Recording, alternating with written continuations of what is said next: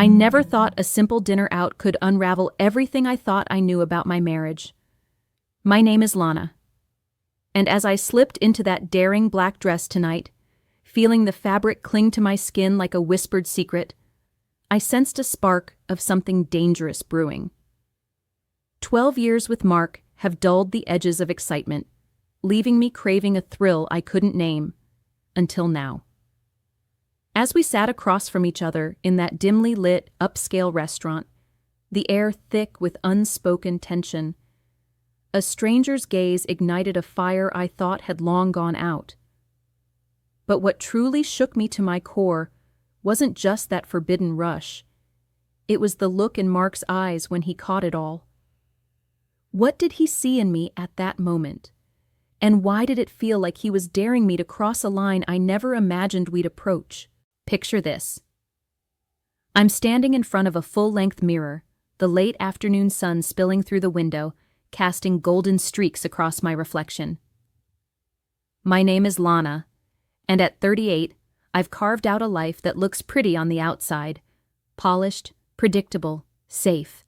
But as I smooth down the fabric of this sleek black dress, the neckline dipping just low enough to make my pulse quicken, I can't help but wonder if there's more to me than the woman staring back. 12 years of marriage to Mark, my husband, who's 42 and a financial consultant, have settled us into a rhythm. It's comfortable, like a well-worn pair of shoes, but sometimes I catch myself daydreaming about stepping into something wilder, riskier. I crave spontaneity, the kind of reckless abandon that makes your heart race. Yet I'm the first to overthink every choice, second-guessing until the moment passes. Mark, though, he's the opposite. Calm, reserved, always in control, with a meticulous nature that borders on maddening. He plans everything, down to the last detail, while I'm left wondering when we stopped surprising each other. Tonight, though, there's a flicker of something different. Mark suggested we go out for dinner, no special occasion, just a break from the monotony of cooking at home. He'd heard about this restaurant, some upscale spot with a reputation for being exclusive, almost hidden. I'll admit, I felt a spark of curiosity as I slipped into this dress, the fabric hugging my curves in a way that made me feel noticed, desired, even if only by my own reflection. I paired it with heels that click assertively against the hardwood floor, a small act of defiance against the routine that's crept into our lives. Mark barely commented on my outfit as we got ready, his focus on checking his watch, ensuring we wouldn't be late. That's him. Always on schedule, always composed. Meanwhile, I'm buzzing with a quiet excitement, though I can't quite place why. Maybe it's the thought of a night out, or maybe it's the way the dress makes me feel like a version of myself I've forgotten. The drive to the restaurant was quiet, the kind of silence that's become too familiar between us. We used to talk about everything, dreams, fears, silly little nothings that made us laugh until our sides hurt. Now, it's just the hum of the engine and the occasional murmur about traffic or the weather. I stared out the window, watching the city lights blur past, wondering when we stopped having real conversations. There's a tension there, subtle but persistent, like a thread pulled just tight enough to notice, but not enough to snap. I glanced at Mark, his hands steady on the wheel, his jaw set in that way that tells me he's already mentally at the restaurant, calculating the tip or reviewing the menu in his head. I wanted to say something, anything, to bridge the gap, but the words stuck in my throat, heavy and unspoken. As we stepped out of the car and into the cool evening air, I felt the weight of that silence follow us through the heavy glass doors of the restaurant. The place was everything I'd imagined. Exclusive, intimate. A hidden gem tucked away from the bustle of the city. The moment we walked in, a wave of warmth and muted elegance wrapped around me. The hostess, with a polite nod, guided us through the dimly lit dining room to a small, candlelit table near the back. I slid into one of the deep burgundy armchairs, the plush fabric sinking under me, almost swallowing me whole with its softness. The dark mahogany wood paneling on the walls seemed to absorb the light, casting the room in a sultry, secretive glow. A faint hum of jazz drifted through the air, low and smooth, like a whispered secret, blending with the soft clink of glasses and murmured conversations from other tables. The flickering candlelight danced across the table, casting shadows on Mark's angular face, highlighting the sharp lines of his jaw and the furrow in his brow as he settled in across from me. I picked up the menu, the leather cover cool against my fingertips, but my eyes kept wandering to the space between us. The silence felt heavier tonight, thicker than the usual quiet that settled into our marriage. It wasn't just the absence of words, it was the weight of things unsaid, piling up like invisible bricks. I tried to make small talk, tossing out a comment about the dreary weather we'd had all week, but Mark's response was a distracted hum, his gaze already buried in his own menu. I mentioned a frustrating project at work, hoping for some spark of connection, but he just nodded, muttering something about a client meeting he had tomorrow. It was like we were both hiding behind these flimsy paper shields, pretending to be engrossed in font choices and entree descriptions, while the real conversation, the one we needed to have, hovered just out of reach. Then he appeared. Our waiter, Ethan, strode over with a confidence that seemed almost too big for the role. He couldn't have been older than his mid-20s, with sharp cheekbones that caught the dim light and tousled dark hair that fell just a little too perfectly over his forehead. His uniform was crisp, black vest over a white shirt, tie knotted with precision. But there was something in his smirk, something unpolished, almost daring, that didn't match the polished surroundings. I caught his gaze as he approached, those piercing green eyes locking with mine for a beat longer than necessary. My breath hitched, and I felt a flush creep up my neck, hot and unexpected. I told myself it was nothing, just my imagination running wild. But the way his stare lingered made my skin prickle in a way I hadn't felt in years. Mark didn't notice a thing. His attention was glued to his phone now, thumb scrolling through emails, the glow of the screen reflecting in his glasses. Ethan poured our wine with a practiced ease, his movements smooth and deliberate, like he knew exactly how to command attention without even trying. I couldn't shake the feeling of his eyes on me, even as he turned to ask Mark if he needed anything else. My husband barely looked up, just a curt shake of his head, and Ethan's smirk widened for a split second before he walked away. I took a sip of the wine, the rich, velvety taste doing little to calm the unexpected flutter in my chest. What was wrong with me? I'm not the type to get rattled by a stranger's glance, but there was something about him. Something that felt like a challenge, a quiet dare I wasn't sure I wanted to answer. Dinner progressed, but the air at our table grew thicker, heavier with every passing minute.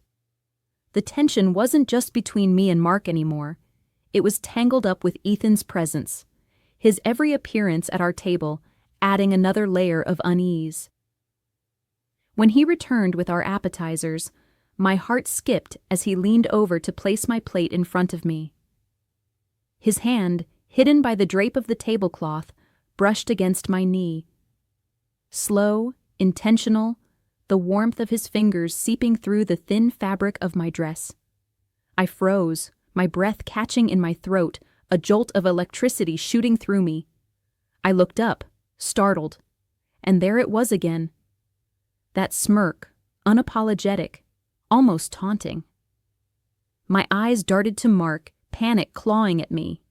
He was looking right at me, his gaze steady, piercing. He saw it. I know he did. But he didn't react, didn't say a word. He just lifted his glass of whiskey, took a slow, deliberate sip, and held my stare with an expression I couldn't decipher. Was it anger? Indifference? Something else entirely? My mind spun, my pulse hammering so loud I was sure he could hear it.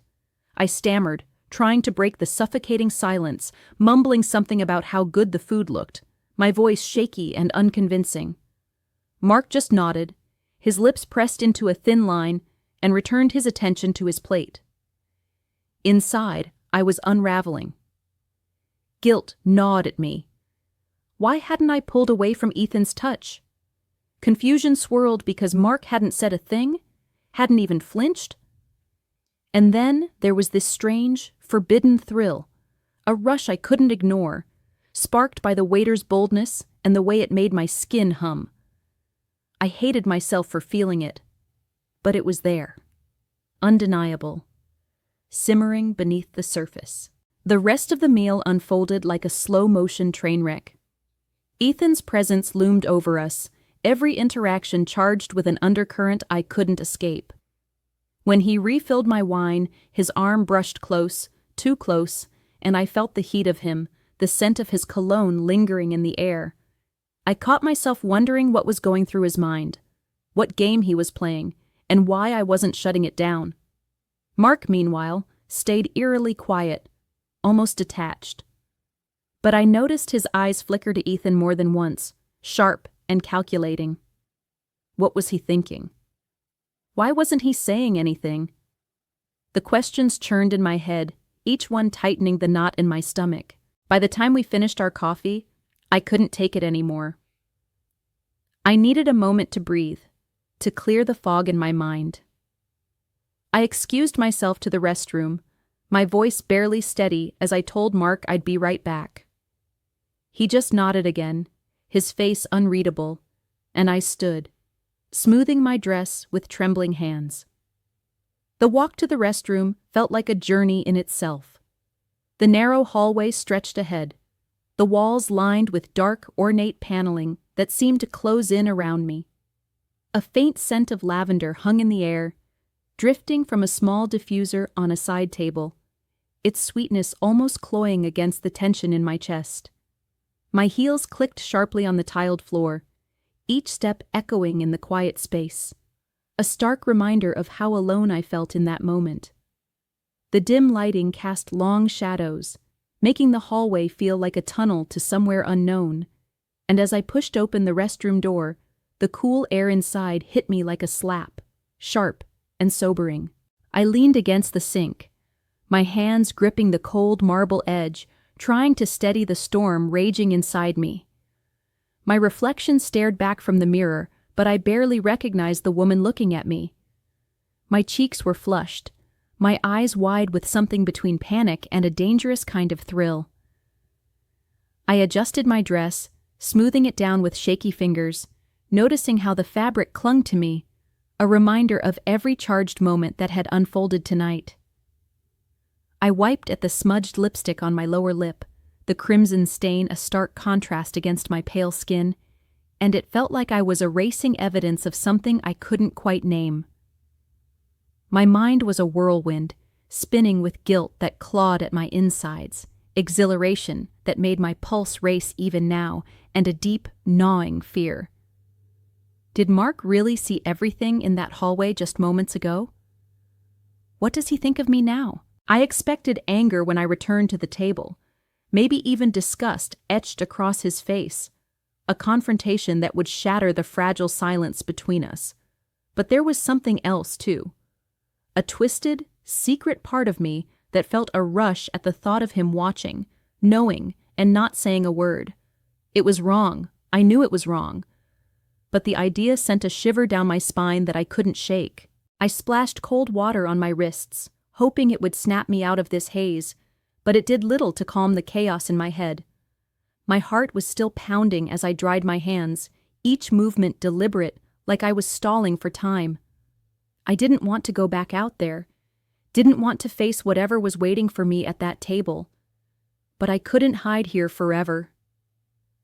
Taking a deep breath, I squared my shoulders, though my legs felt like they might give out beneath me.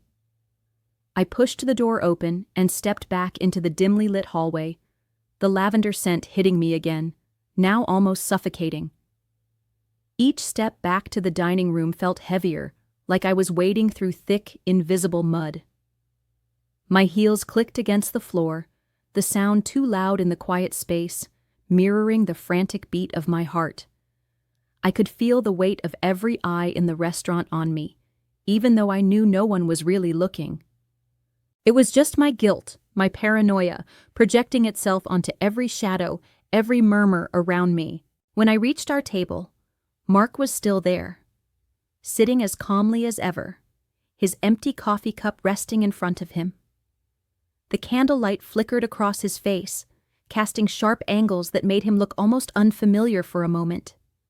I slid into my seat, my movements stiff, avoiding his gaze as I fumbled with the napkin in my lap. My hands wouldn't stop trembling, and I cursed myself for being so obvious, so transparent.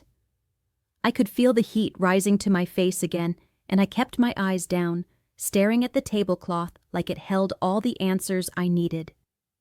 But the silence between us was deafening, pressing down on me until I couldn't stand it anymore. Slowly, I forced myself to look up, and there it was, his smile. Not the warm, reassuring kind I'd hoped for, but something else entirely. It was sharp, almost cutting, with a knowing edge that made my stomach twist. It felt predatory, like he was a hunter and I was the prey caught in his sights. My breath caught in my throat, and I braced myself for the inevitable. A fight, an accusation, something to break this unbearable tension. But instead, he leaned in close, his elbows resting on the table, his voice dropping to a low, steady whisper that sent a chill through me. "Want to invite him home? I'd watch again." The words hit me like a punch, knocking the air out of my lungs. My stomach dropped, a sickening lurch that left me dizzy. I stared at him, my mouth dry, unable to form a single coherent thought, let alone a response. I searched his face desperately for any hint of sarcasm, of anger, of anything that would tell me this was I'm sitting there, frozen in my seat. Mark's whisper still ringing in my ears like a haunting melody I can't shake. My palms are slick with sweat, the dampness making my fingers slip against the edge of the table as I try to ground myself. My pulse is a wild drumbeat, thundering in my chest, so loud I'm sure everyone in this dimly lit restaurant can hear it over the soft jazz humming in the background. The candlelight on our table flickers, and it's like the world is blurring at the edges of my vision, the golden glow smearing into a haze that makes everything feel surreal, like I'm trapped in some fever dream I can't wake from.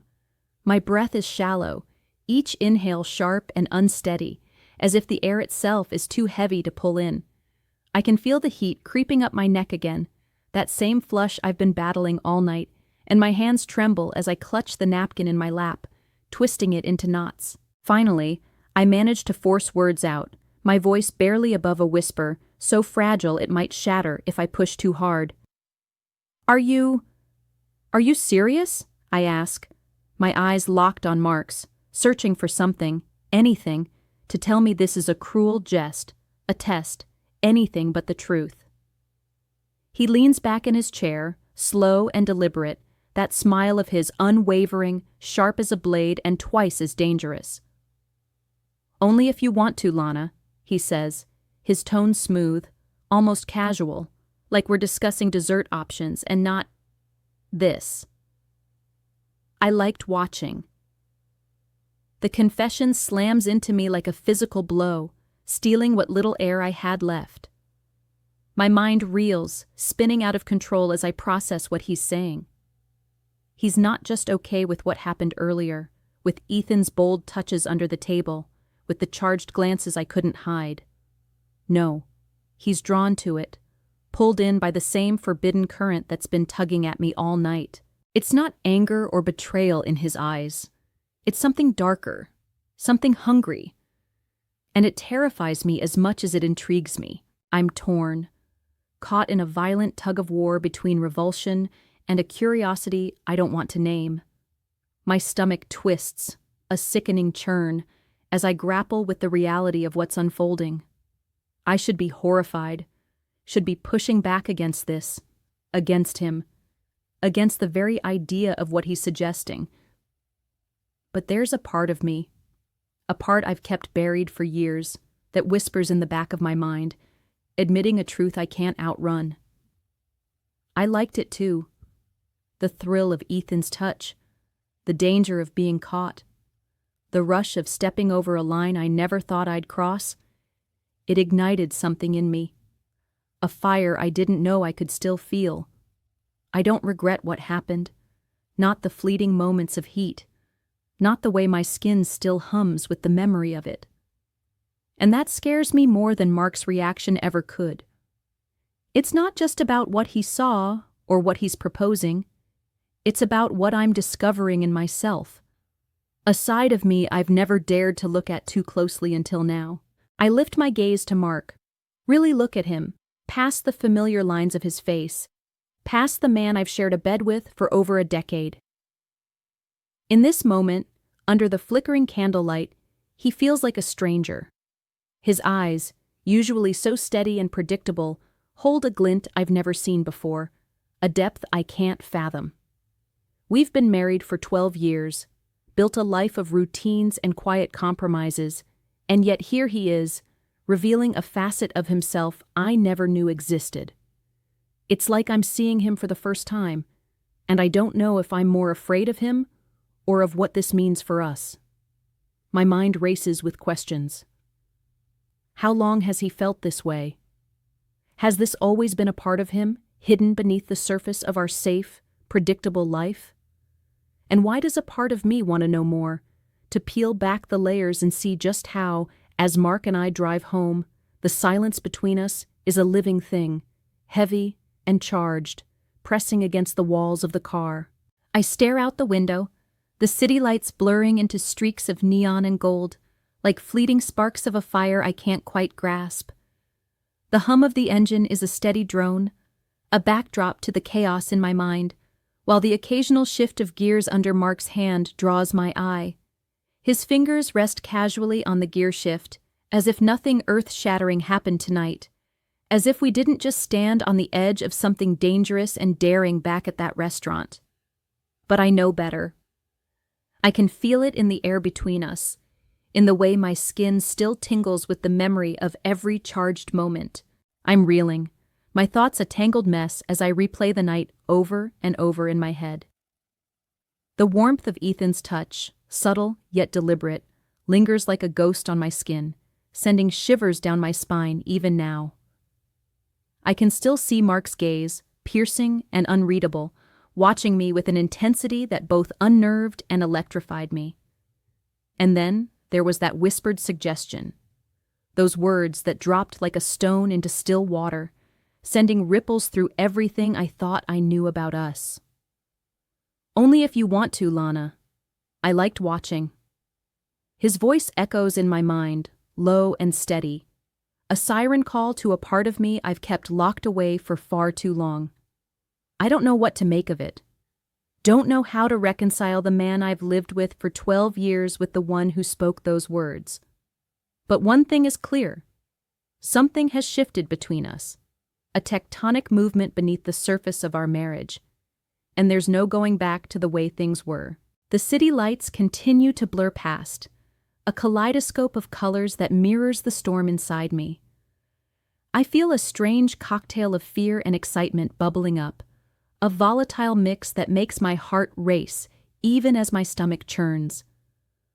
What does this mean for us? What does it mean for me?